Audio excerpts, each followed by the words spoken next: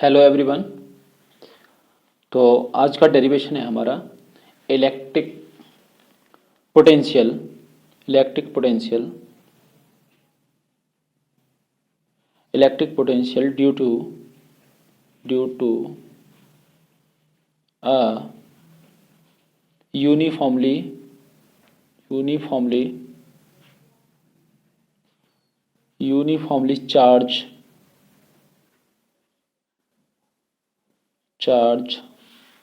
thin spherical cell thin spherical cell।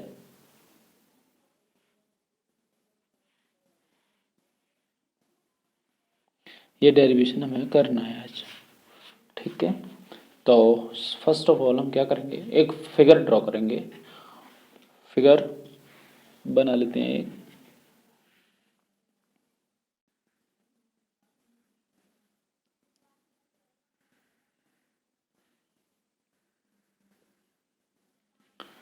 ये है हमारा स्फेरिकल सेल।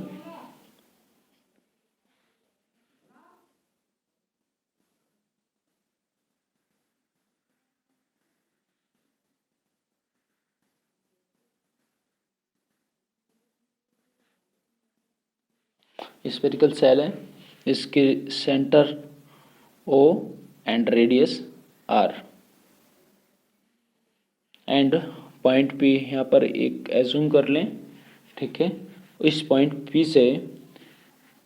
से जो डिस्टेंस है टू द सेंटर वो है are, small are.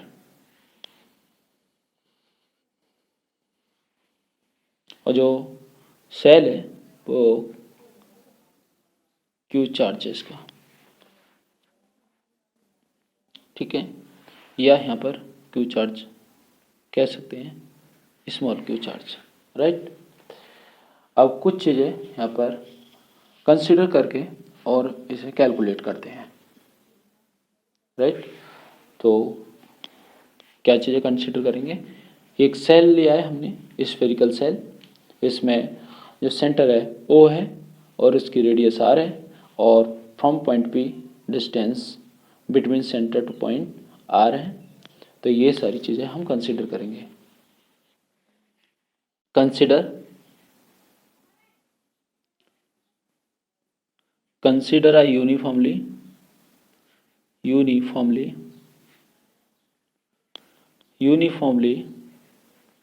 charge spherical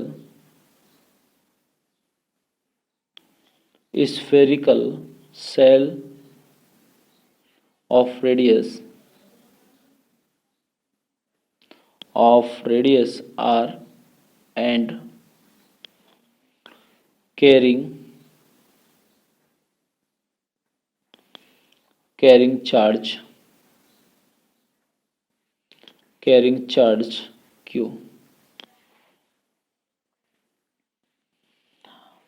अब हम क्या चाहते हैं, एक पॉइंट P है और P पर हम कैलकुलेट करना चाहते हैं पोटेंशियल, ओके। तो ये भी हम कह देंगे we want to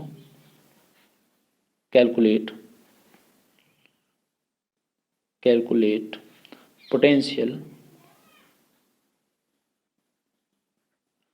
potential at P at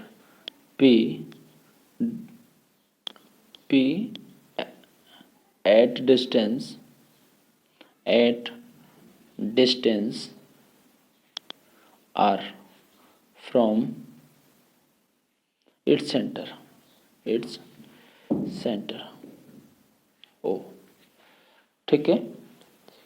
अब क्या करेंगे, इसमें थ्री कंडीशंस यहाँ पर पॉसिबल हैं। थ्री कौन कौन सी कंडीशन पॉसिबल है। पी एक फर्स्ट टाइम यहाँ पर आउटसाइड भी हो सकता है, इस सरफेस पे भी हो सकता है, जो रिंग है, जो हमारी स्फेरिकल सेल है, इसकी सरफेस पे भी हो सकता है, और सरफेस के अंदर भी हो सकता है। तो थ्री कंडीशंस यहाँ पर हम देख लेते हैं तीनों कंडीशन में क्या रहेगा। When P, the point P lies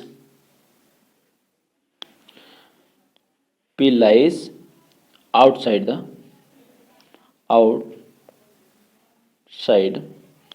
cell। ठीक है, सेल के आउटसाइड क्या होगा, तो सेल के आउटसाइड देख लेते हैं। आउटसाइड क्या होगा, यहाँ पर देखो आउटसाइड क्या होगा, यहाँ पर जो डिस्टेंस है वो कितनी रहेगी, वो O2P कितनी रहेगी, R रहेगी। हर बार जो आउटसाइड, इनसाइड और on the surface electric potential निकालेंगे तो यहाँ पर सिर्फ और सिर्फ हमारा क्या होगा, डिस्टेंस का डिफरेंस आएगा, राइट। तो यहाँ पर केस क्या है कि सबसे पहले हम थोड़ा सा इसके बारे में लिख लेते हैं और फिर हम क्या लिखेंगे, हम लिखेंगे we know that for a uniformly charge spherical cell the electric field outside the cell is as if the entire charge is concentrated at the center. Hence, the electric potential at an outside point is equal to that of a point charge located at the center. Right? इसी के due to जो centre पर charge located है उसी के due to अगर हम electric field निकालते हैं तो उसी के इक्विवेलेंट, उसी की तरह से बिल्कुल कि हमारा इलेक्ट्रिक पोटेंशियल भी निकल के आएगा। ठीक है, तो अगर चाहें तो ये लिख भी सकते हैं, लिख दें थोड़ा सा। We know that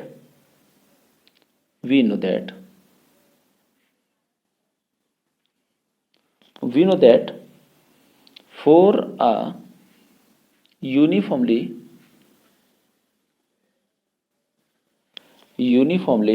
charge spherical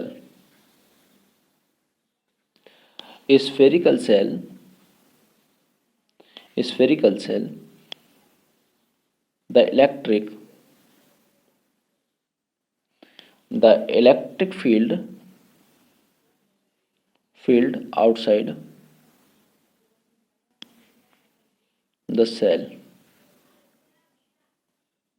is as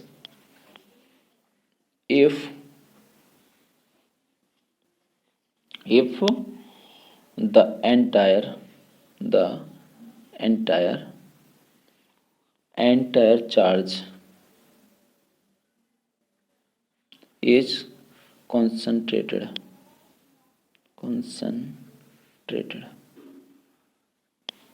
the entire charge is concentrated at the center। तो यहाँ पर ये बात लिखनी थी हमें। We know that the force of a uniformly charge spherical cell the electric field outside the cell is as if the entire charge is concentrated at the centre. अब हम आउटसाइड पर जब इलेक्ट्रिक फील्ड निकालते हैं outside point पर, इस जो spherical है इसके आउटसाइड पॉइंट पर कहीं भी निकालेंगे तो इससे हम ये मानेंगे कि जो इस रिंग का चार्ज है वो कहाँ कॉन्सेंट्रेटेड है, वो सेंटर पर कॉन्सेंट्रेटेड है। इससे क्या होगा, ये जो चार्ज है टोटल चार्ज इसका एक पॉइंट चार्ज की तरह से हम यूज कर सकते हैं। तो इलेक्ट्रिक पोटेंशियल क्या होगा, एट पी इलेक्ट्रिक पोटेंशियल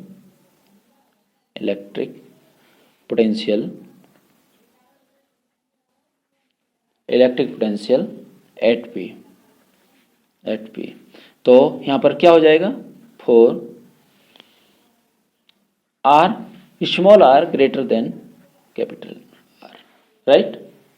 तो यहाँ पर क्या करेंगे, यहाँ पर फॉर्मूला लिख देंगे V is equal to 1/4 pi epsilon naught into formula होता है Q अपॉन R। अब R कौन सा लगेगा, small r। Equation first, right. ये कब के लिए, जब point outside the cell lies करता है। ठीक है। अब case number second, case number second है हमारा, case number second, when the point P lies on the surface of the cell,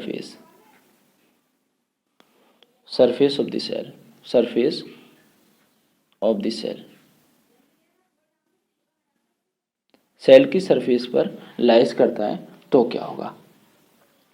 तो इसके लिए फिगर क्या हो जाएगा, इसके लिए देखो फिगर हो जाएगा, ये हमारा सेल है, ठीक है, और ये हमारा सेल है,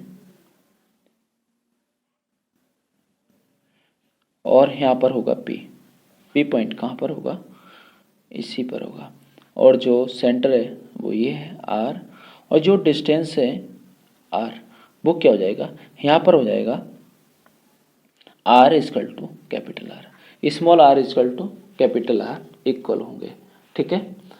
तो क्या कह सकते हैं यहाँ पर कह सकते हैं when the point lies on the spherical shell,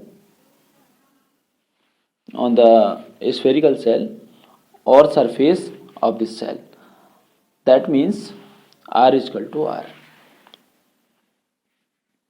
When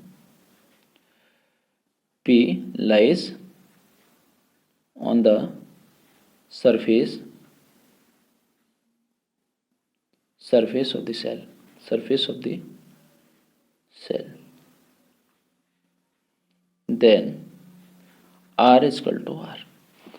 जब R is equal to R होगा तो इलेक्ट्रिक पोटेंशियल क्या होगा, electric potential V is equal to कितना हो जाएगा, 1/4πε0 into Q upon capital R, ठीक है, इक्वेशन 2, ठीक है। ये हो जाएगा जब पॉइंट P लाइज करता है आउटसाइड, और ये हो जाएगा P लाइज करता है ऑन द सरफेस, ठीक है। तो इक्वेशन 2 भी हमें समझ में आ गई होगी, ठीक है, राइट। अब आते हैं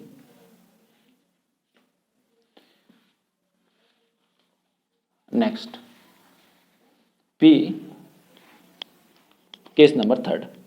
केस नंबर थर्ड क्या है, केस नंबर थर्ड है P when P lies inside the surface, P lies inside the surface,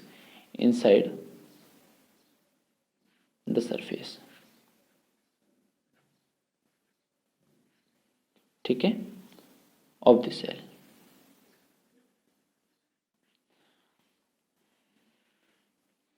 ठीक, तो इसमें क्या होगा, जब इनसाइड द सरफेस होगा तो electric field at any point inside the cell is 0।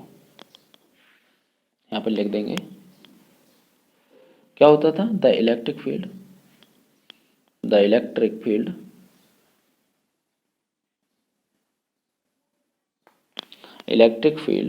Eight any point inside the cell is 0। 0 क्यों होगा, क्योंकि जो चार्ज है वो कहाँ पर है, सरफेस पर है, ठीक है, और inside the cell any point जो चार्ज होगा वो कितना होगा, 0 होगा, ठीक है। जब 0 होगा तो इलेक्ट्रिक पोटेंशियल भी 0 होगा। तो electric potential due to uniformly charge spherical cell is constant everywhere inside the cell, its value is equal to the on the surface, है ना, राइट। अब यहाँ पर ये लाइन हम लिख देते हैं, 0 होगा, इसीलिए hence electric potential electric potential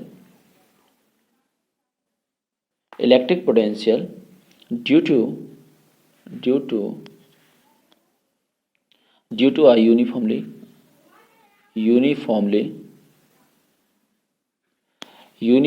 charged spherical cell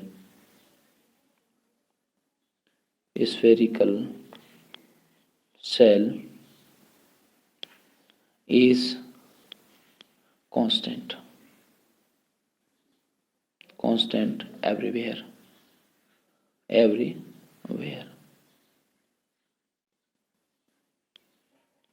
inside the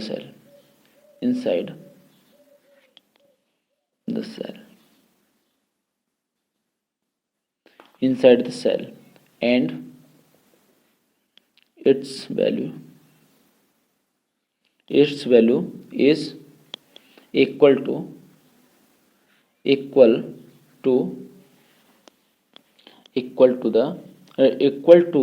that on the surface right.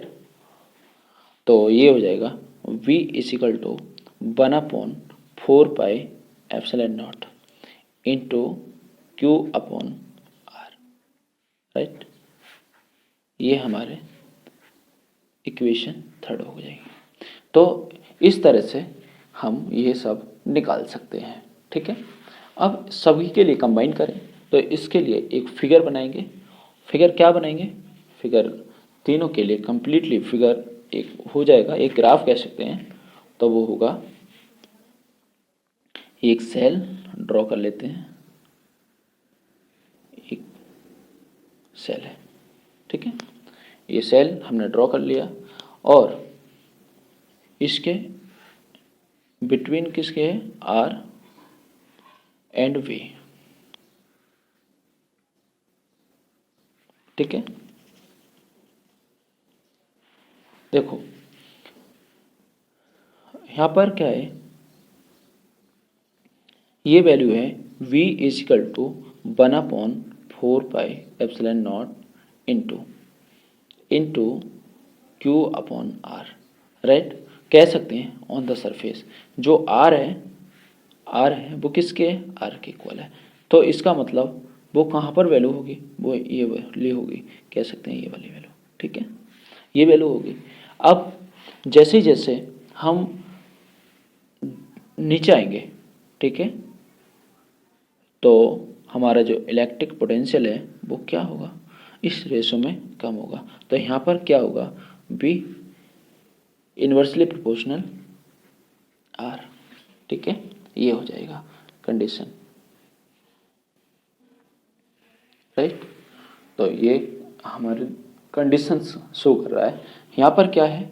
At centre, ये क्या है? सेंटर पर है, ठीक है, ये R है। यहाँ पर V R equal to R हो जाएगा। और यहाँ पर क्या है?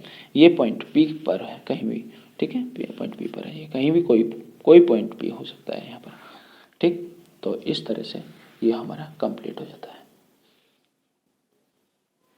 ओके। नेक्स्ट डेरिवेशन है हमारा रिलेशन बिटवीन, नेक्स्ट है रिलेशन बिटवीन इलेक्ट्रिक फील्ड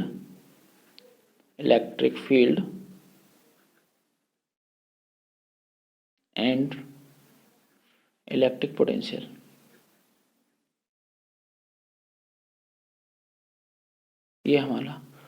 ये नेक्स्ट हमारा एक रिलेशन हम ड्रॉ करेंगे।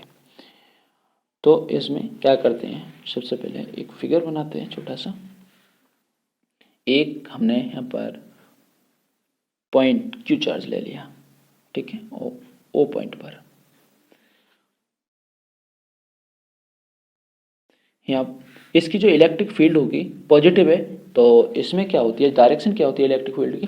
पॉजिटिव से नेगेटिव की तरफ। तो यहाँ पर क्या होगी? बाहर की तरफ, ठीक है, ये इलेक्ट्रिक फील्ड इधर होगी, ठीक। अब यहाँ पर इलेक्ट्रिक पोटेंशियल निकालना है, तो यहाँ पर 2 पॉइंट एडजेसेंट 2 पॉइंट हम यहाँ पर एज्यूम कर लेते हैं, कंसिडर कर लेते हैं, ये ए एंड बी। तो यहाँ पर ए पर जो बी ए होगा वो कंसिडर कर लेते हैं कि बी है, ठीक है। एंड इसी तरह से यहाँ पर बी पर देखो, जैसे आगे आएंगे इधर आएंगे, ठीक है, और बी पर पहुँचेंगे तो बी जो हो जाएगा क्या होगा, ये तो ये रहेगा ही, और जितना यहाँ पर बी पर मिलेगा वो भी यहाँ पर हो जाएगा। तो कितना मिला है, डी भी सपोज मिला है यहाँ पर। डी आर डिस्टेंस चलने के बाद ये डी बी डिस्टेंस यहाँ पर हमने चली, डी आर डिस्टेंस चली तो डी बी हमें इलेक्ट्रिक पोटेंशियल मिला। तो टोटल कितना हुआ बी पर, वो हो जाएगा B plus D B, right. तो ये चीज़ें हम कंसिडर कर लेते हैं, लिख लेते हैं, लिखेंगे consider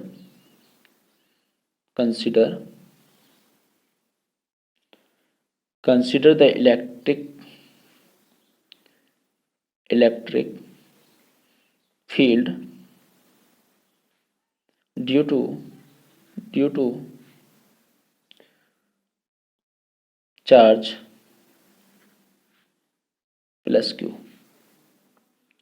located at the point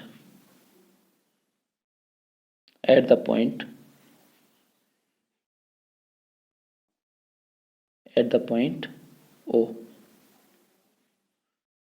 Let A and B जो A and B जो हमने पॉइंट माने वो A and B V2 to adjacent point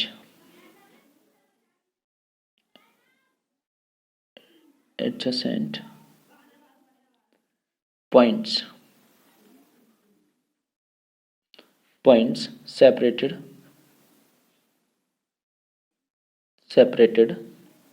by distance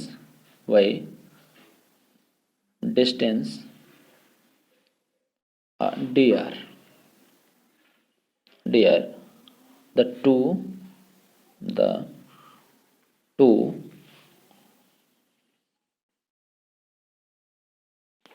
The two points are so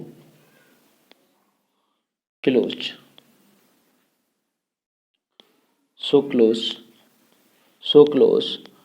that electric field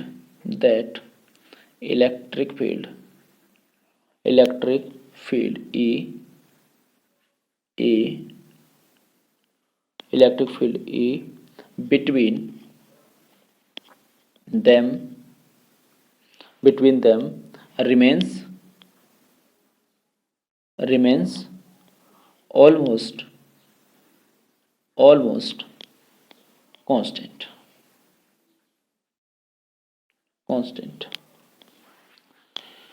यहाँ पर ये बताया गया है कि जो इलेक्ट्रिक फील्ड है E वो A एंड B के बिटवीन जो इलेक्ट्रिक फील्ड है वो ऑलमोस्ट कितनी है, कांस्टेंट है, ठीक है। जब कांस्टेंट है तो इलेक्ट्रिक फील्ड कितनी, इलेक्ट्रिक फील्ड लेट बी, देखो यहाँ पर इलेक्ट्रिक फील्ड तो कांस्टेंट है क्योंकि एडजेसेंट पॉइंट है। तो यहाँ पर पोटेंशियल क्या है, पोटेंशियल लेट कर लेते हैं, let B and B plus D B, V the potentials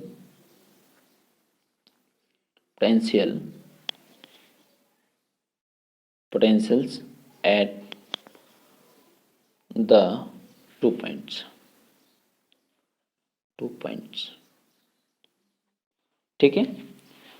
तो एक्सटर्नल, अब इसमें इस यहाँ पर कोई एक चार्ज है, ठीक है, यहाँ पर कोई एक चार्ज है और उस चार्ज को हम मूव कराएं, जी ये जो चार्ज है, चार्ज को मूव कराने के लिए कोई एक एक्सटर्नल फोर्स की नीड होगी, रिक्वायर्ड होगी। तो वो फोर्स कितना होगा, यहाँ पर लिखेंगे the external force external force required to move the test charge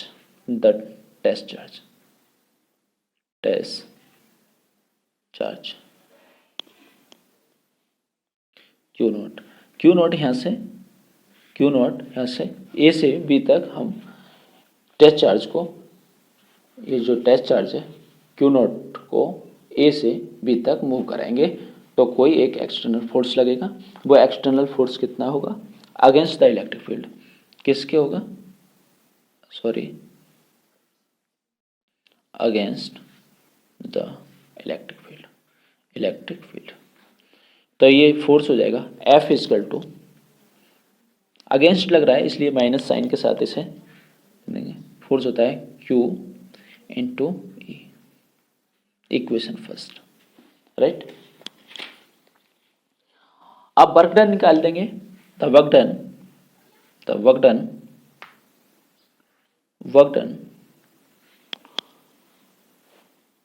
to move the test charge from A to B। जब जो टेस्ट चार्ज ए से बी तक मूव करेंगे तो कुछ डिस्टेंस कवर करेगा और एक फोर्स लगेगा, इस पर मूव कराने के लिए एक फोर्स लगेगा। तो जब फोर्स लगेगा तो इस पर एक वर्क डन भी होगा। वो वर्क डन कितना होगा? तो work done to move the test charge from A to B, यहाँ पर मैंने लिख दिया। तो वर्क डन कितना हो जाएगा? वर्क डन हो जाएगा W equal to F into D R. F into D R हो जाएगा, F की वैल्यू फ्रॉम इक्वेशन फर्स्ट, यहाँ पर कितने लिखेंगे? फ्रॉम इक्वेशन फर्स्ट मैंने ये लिख दिया है, फ्रॉम इक्वेशन फर्स्ट W हो जाएगा तो ये Q not minus Q not E into D are, ये आ जाएगा।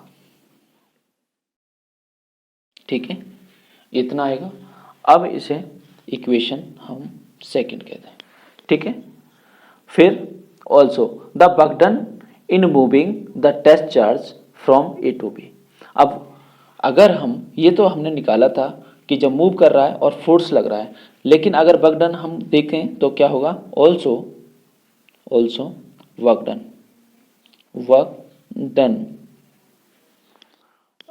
Done in moving the test charge from A to B। तो क्या हो जाएगा?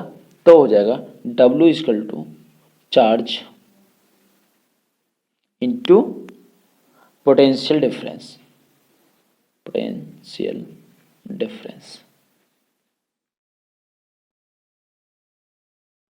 एक वर्क डन के लिए फॉर्मूला क्या होता है? QV। ठीक है, तो वही हमने लिखा है, work done in moving the test charge from A to B, W equal to कितना हो जाएगा? Charge into potential difference. तो यहाँ पर W इजकल टू कितना हो जाएगा? चार्ज कितना है हमारा?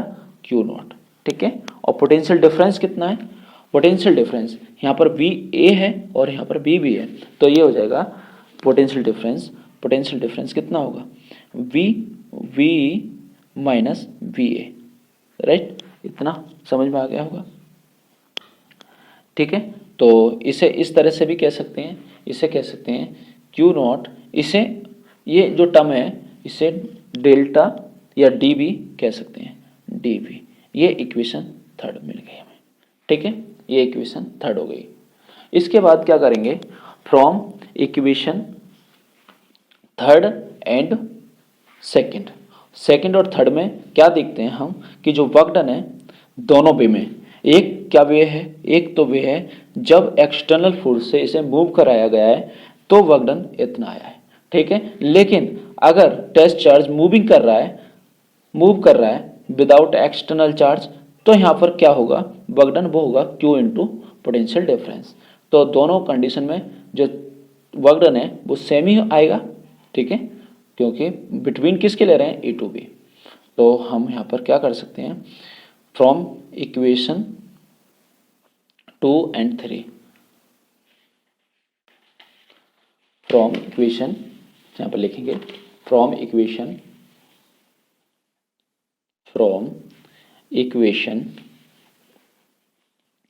2 and 3 2 and 3 से करेंगे तो क्या आएगा, तो आएगा दोनों इक्वेशन के W इक्वल हैं, कह सकते हैं जो लेफ्ट साइड है वो इक्वल है तो राइट साइड भी इक्वल होंगे। तो ये हो जाएगा minus Q nought E D R equal to Q nought D V, right. तो यहाँ पर मैग्नीट्यूड ले रहे हैं इसलिए हम यहाँ पर वेक्टर ना लगाएं तो भी सही है। तो ये Q नॉट से Q नॉट कैंसिलेशन हो जाएगा, Q नॉट से Q नॉट ये कैंसिलेशन हो जाएगा, और ये बचेगा हमारा, ये बचेगा कितना, ये बचेगा E equal to minus D V upon D R, ठीक है, ये बचेगा हमारा D V upon D R, ठीक है। तो यही क्या है, relation between E and V, ठीक है, electric field and electric potential. Next अगर हम क्वांटिटी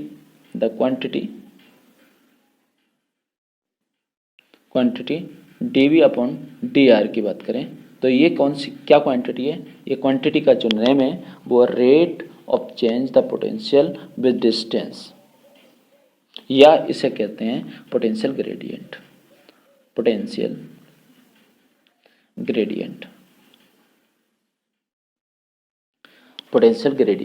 ठीक है, इसे बोलते हैं पोटेंशियल, dV अपॉन dr को बोलते हैं पोटेंशियल ग्रेडियंट। तो इलेक्ट्रिक फील्ड जो होती है at any point is equal to the negative of the potential gradient at that point. तो यहाँ पर ये चीज़ लिख सकते हैं। तो यहाँ पर क्या चीज़ लिखनी है, ये लिखनी है the electric field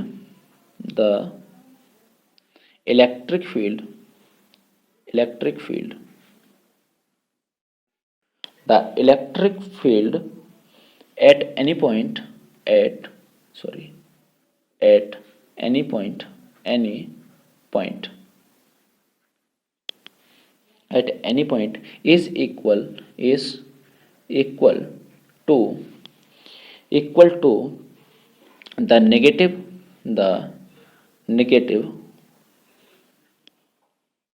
of the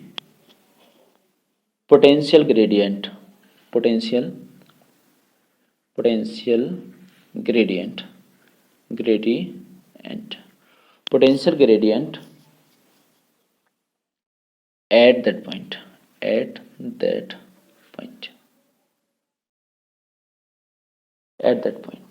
right. ये हम कह सकते हैं। नेगेटिव साइन जो है वो क्या शो करता है, वो शो करता है कि जो डायरेक्शन ऑफ इलेक्ट्रिक फील्ड है वो किसके अपोजिट है, वो अपोजिट है पोटेंशियल के। कह सकते हैं वेयर नेगेटिव साइन या minus sign, negative sign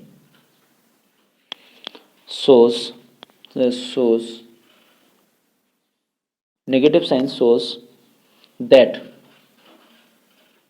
the direction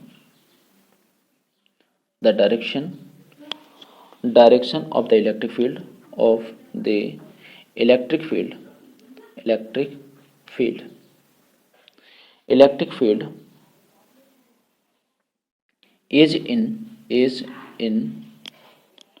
the direction of decreasing decreasing potential. ठीक है, तो ये भी डेरिवेशन हमारा कंप्लीट हो जाता है। आई होप इतना समझ में आया होगा। Thank you so much for watching video. तो अगर ये टॉपिक समझ में आया हो तो चैनल के लिए लाइक करें, शेयर करें एंड सब्सक्राइब करें। Thank you.